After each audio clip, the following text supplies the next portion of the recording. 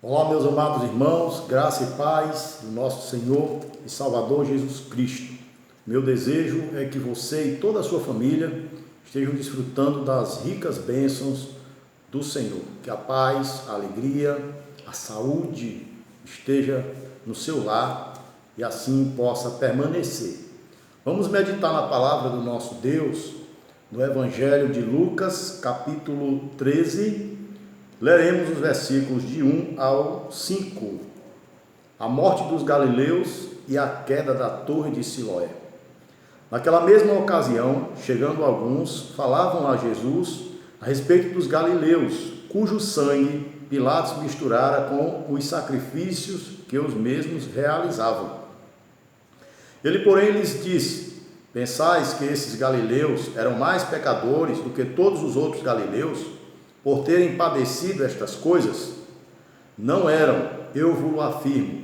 Se, porém, não vos arrependerdes, todos igualmente perecereis. Ou cuidais que aqueles 18 sobre os quais desabou a torre de Siloé e os matou, eram mais culpados do que todos os outros habitantes de Jerusalém? Não eram, eu vos afirmo. Mas se não vos arrependerdes, todos igualmente perecereis. Vamos orar. Nosso Deus, nosso Pai, te damos graças pela tua bondade, misericórdia e graça com as quais nos tem assistido. E rogamos, ó Deus, que fale conosco neste momento, através da tua santa palavra. Rogamos o auxílio e a direção do Espírito Santo do Senhor, tanto para os ouvintes, como para aquele que há de transmitir a tua santa palavra. Assim nós oramos e te bendizemos, em nome de Jesus. Amém. Meus amados, esse texto, registrado apenas pelo evangelista Lucas, ele traz a narrativa de um diálogo entre Jesus e alguns que haviam chegado de Jerusalém, na verdade haviam encontrado Jesus, que estava a caminho de Jerusalém. E esses eram portadores de notícias assustadoras, né? Nós sabemos que nos nossos dias também nós temos sido vitimados por situações desastrosas, por notícias também assustadoras, e nós temos também a influência daqueles que nos transmitem essas notícias. E normalmente nós ouvimos queixas a respeito da mídia, né, de alguns instrumentos da nossa mídia, da imprensa, que por sua vez canalizam por um viés de terror e de um viés assustador a forma de transmitirem as notícias. E nós encontramos algo mais ou menos parecido na intenção daqueles que trouxeram para Jesus um relato de que Pilatos havia misturado o sangue de alguns galileus que ofereciam sacrifício em Jerusalém. Pilatos os havia matado, e de sorte que o sangue deles se misturara ao sangue dos sacrifícios que eles mesmos ofereciam. Versículo de número 1 diz assim: naquela mesma ocasião, chegando alguns, falavam a Jesus a respeito dos galileus, cujo sangue Pilatos misturara com os sacrifícios que os mesmos realizavam. Nós sabemos que Jesus foi conhecido também como o homem da Galileia.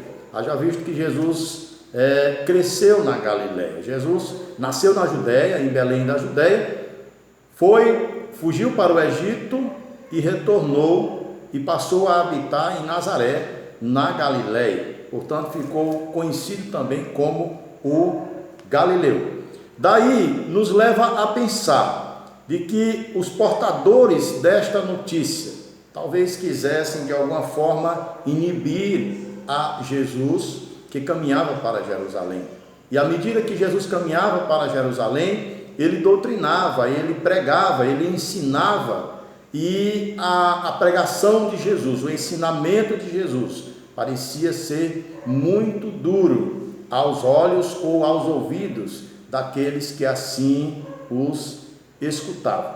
Nos capítulos anteriores nós vamos ver Jesus censurando e advertindo seus discípulos a respeito do fermento dos fariseus, dos escribas e fariseus, que nós sabemos que era a sua doutrina, o seu ensinamento.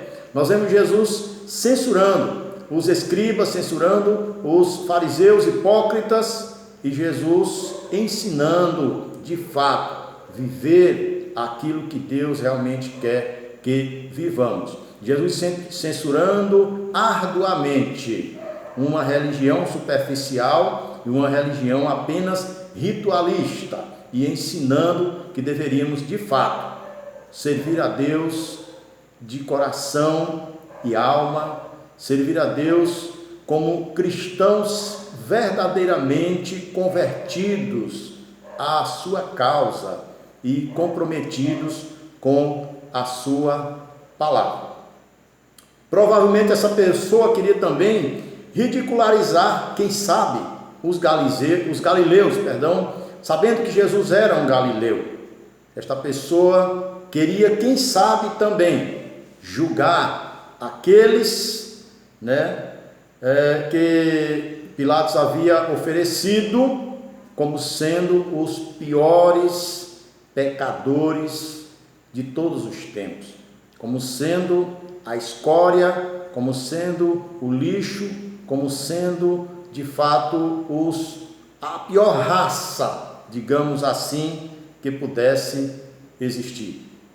Às vezes nós também, meus amados, eu e você, somos tendenciosos a querermos julgar aqueles que são vitimados por tragédias, por acontecimentos desastrosos e inusitados, e nós sabemos que isso tem sido cada vez mais frequente nos nossos dias. Nós vemos que as tragédias têm se multiplicado no mundo afora. Isso de forma alguma deixa margem, foi isso que Jesus ensinou, para nós acharmos que somos melhores do que os outros, para nós acharmos que aqueles que são vitimados pelas tragédias são piores diante de Deus do que nós. Mas Jesus faz exatamente isso no versículo de número 2, ele coloca todos os homens na mesma situação, no mesmo peso e na mesma medida. Ele, porém, lhes disse: pensais que esses galileus eram mais pecadores do que todos os outros galileus por terem padecido estas coisas? Não eram, eu vos afirmo. Se, porém, não vos arrependerdes, todos igualmente perecereis. Jesus vai além. Jesus continua agora contando uma outra história, um outro fato, um outro acontecimento que não tinha sido com galileus, mas com habitantes de Jerusalém, quando ele diz: ou cuidais que aqueles 18 sobre os quais desabou a torre de Siloé e os matou, eram mais culpados do que todos os outros habitantes de Jerusalém?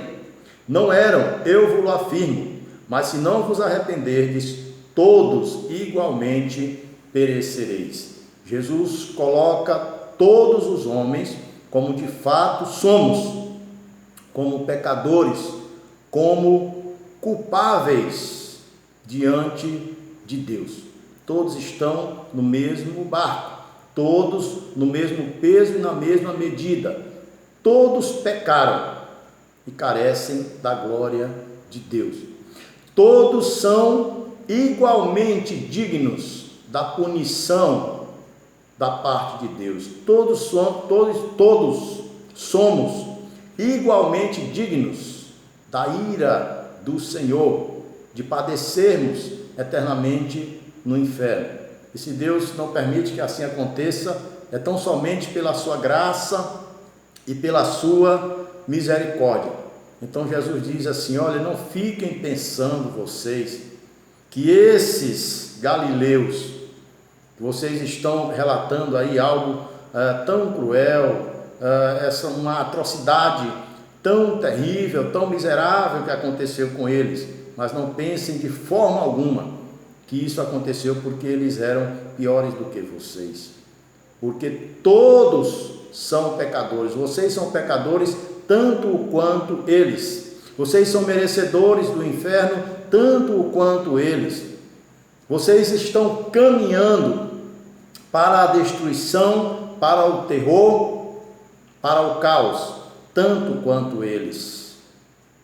Não importa se isso aconteceu, essa tragédia, com os galileus. Da mesma forma, aconteceu uma tragédia também com os moradores de Jerusalém, com 18 cidadãos daquela cidade, sobre os quais desabou a torre de Siloé. Isso nos faz lembrar, meus amados irmãos, uma cena na verdade de um filme cristão, cuja finalidade era mostrar a graça de Deus a todos os homens. Nesta cena estava vindo um trem lotado com vários passageiros, pessoas de várias personalidades, tanto pessoas religiosas como pessoas perdidas, enfim, pessoas, cidadãos e cidadãs comuns. E havia um homem que era responsável para, no momento em que aquele trem se aproximasse, ele mexer numa alavanca que iria igualar, fazer descer aquele trilho para igualar, para que aquele trem pudesse passar. Aquele homem que tinha essa função, ele recebeu, numa certa ocasião, a visita do seu filho, que era ainda uma criança, e o seu filho saiu para brincar e foi exatamente para aquele local, e o trem carregado de passageiros, de todas as personalidades que você possa imaginar, de todos os comportamentos, de todos os caráteres, você possa imaginar, estava vindo. O seu filho, que saiu para brincar, ele de repente cai exatamente naquele local onde ele deveria abaixar o trilho.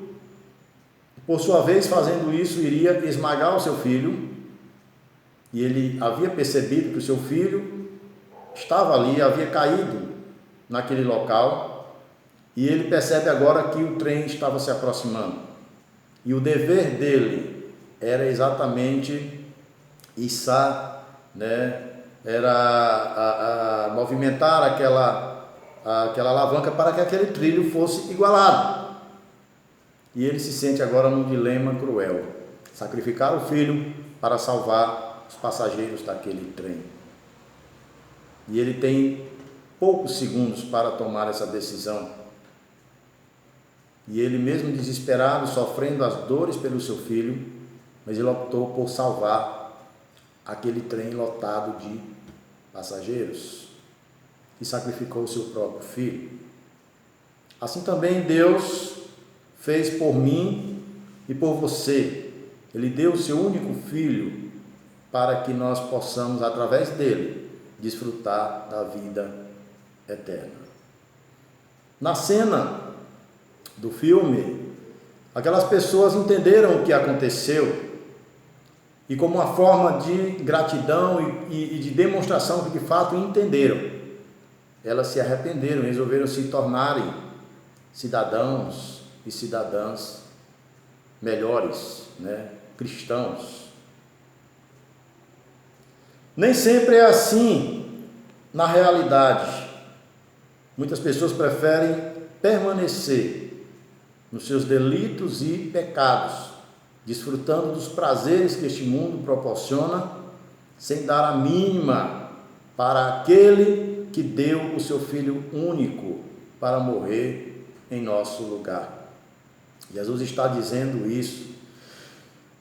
Eles não eram piores do que vocês, mas eu afirmo que se não vos arrependerdes, todos igualmente perecereis. O que vai salvar o homem de uma grande tragédia, da maior de todas as tragédias, que não é a morte física, que não é padecer neste mundo, mas a maior de todas as tragédias é padecer eternamente no inferno, longe de Deus, longe dos prazeres celestiais, longe da alegria que nos está proposta ao lado de Cristo. Se nós optarmos em permanecer no pecado, certamente estaremos abrindo mão, abdicando daquilo que Deus tem preparado para nós, que é incomparavelmente melhor do que qualquer coisa que você possa imaginar. Só resta uma alternativa, meus amados, para a humanidade: arrepender-se dos seus pecados. Infelizmente, nós não vemos isso acontecer, principalmente nessas últimas semanas. A proliferação da Covid-19, causado pelo coronavírus, tem se alastrado, tem assustado, tem aterrorizado, principalmente a população brasileira. Muitos outros países já tiveram seu momento de pico e aí a coisa se estabilizou. Alguns, por falta de cuidado, voltam a sofrer novamente com esta pandemia. E no Brasil não é diferente, em algumas cidades também, quando as autoridades acham que a situação está equilibrada, está estável, novamente se instala o caos, por culpa do próprio homem, da própria população, das próprias pessoas, que parece que não tem a noção do perigo que nós estamos vivendo. Mas acima de tudo, é por conta do pecado que domina o homem. O que nós temos visto é uma ação irresponsável das pessoas que não temem a Deus, promovendo farras e mais farras, achando que quando é decretado lockdown em uma cidade, é como se estivessem dando um feriado para eles farrearem. E principalmente nas cidades pequenas, como é o caso aqui de São Raimundo das Mangabeiras. As pessoas até se isolam do trabalho, do cotidiano da cidade, mas se aglomeram nas chácaras, se aglomeram com as famílias, promovendo churrascos, rodas de bebidas, festas, às vezes até silenciosas para não chamar muita atenção, mas com a mesma intenção de se divertirem, de beberem, de promoverem a satisfação da sua carne, e se esquecem de Deus. As pessoas não têm buscado a Deus. E aqueles que têm feito, vamos dizer assim, têm feito grande parte superficialmente. Alguns no momento de medo, no momento de sofrimento por conta de algum familiar ou amigo que partiu para a eternidade. Mas o que acontece é que esse momento de medo, esse momento sentimental, de dor, de pesar, ele demora muito pouco e logo o sentimento das pessoas, os corações das pessoas são novamente invadidos com o desejo de beber, de farrear, de satisfazer a sua carne, a sua natureza, os seus instintos pecaminosos, e não se voltam para Deus. Na igreja do Senhor tem se pregado muito a respeito do arrependimento, tem se pregado muito a respeito de buscar a Deus, de promover uma mudança, de promover um retorno para Deus, de querer chamar a atenção de Deus de alguma forma. Alguns têm partido até para um exagero no que diz respeito à forma como se apresenta a população, no sentido de propagar aquilo que estão fazendo como igreja. Para ficar mais claro, às vezes colocando os fiéis para orarem nas ruas, nas calçadas, de forma que sejam vistos. Não é isso que Deus quer, meus amados irmãos. Esse é o momento, e eu já havia falado isso numa outra mensagem, de nós entendermos que todos nós estamos no mesmo barco, na mesma situação. Todos nós somos pecadores. A tragédia tem batido a porta de todos. E, como já ouvi falar o reverendo Hernandes Dias Lopes, não pense você, cristão, que o fato de você ser cristão vai te imunizar desta pandemia, da Covid, porque este critério é exclusivo de Deus.